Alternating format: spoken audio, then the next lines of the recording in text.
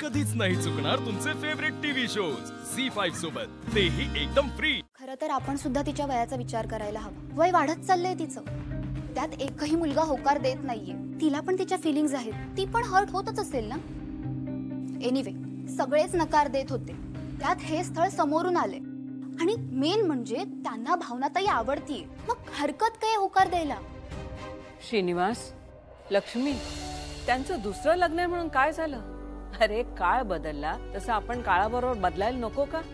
वय, पैसा या सगळ्या गोष्टींपेक्षा नवरा आणि बायकोचं एकमेकांशी जुळणं जास्त महत्वाचं आहे।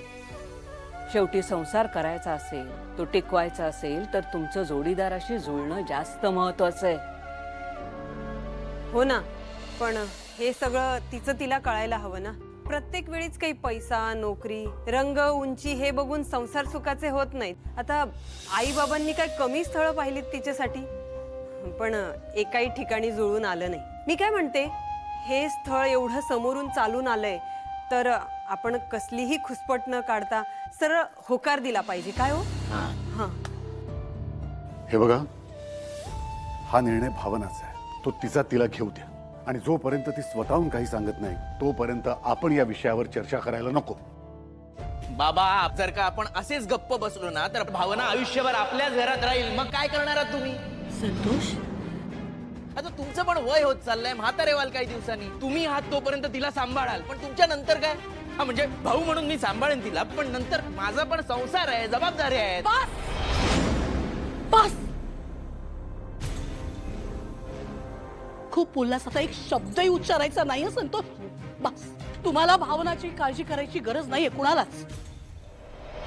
भावना आमची लेक आहे, आमच्यासाठी कधीच ओझं होणार नाहीये ती, आणि तिच्या संसाराची घडी नीट बसेपर्यंत आम्ही दोघं मरणार नाही। झालं समाधान?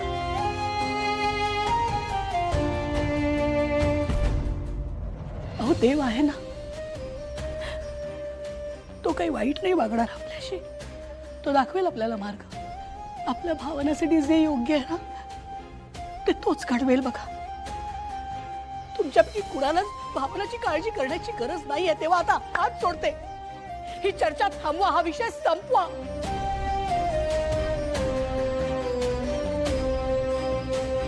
आई,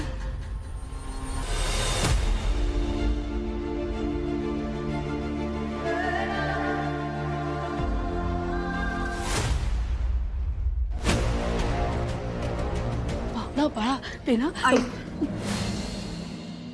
मी श्रीकांत सरांशी लग्न केलं तर तुला आनंद होणार आहे?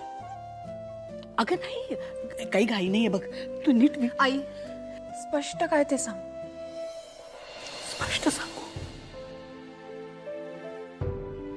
अगं, तुझं लग्न व्हावं, सुखाचा संसार व्हावा, तू तुझ्या मुलाबाळांमध्ये रमावीस, हेच तर स्वप्न आहे माझं।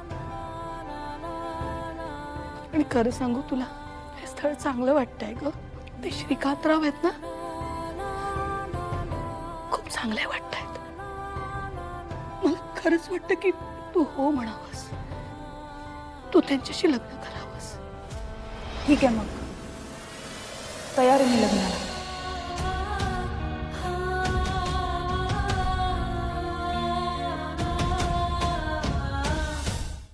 झी5 ॲप डाउनलोड करा आणि पहा सर्व एपिसोड्स एकदम फ्री।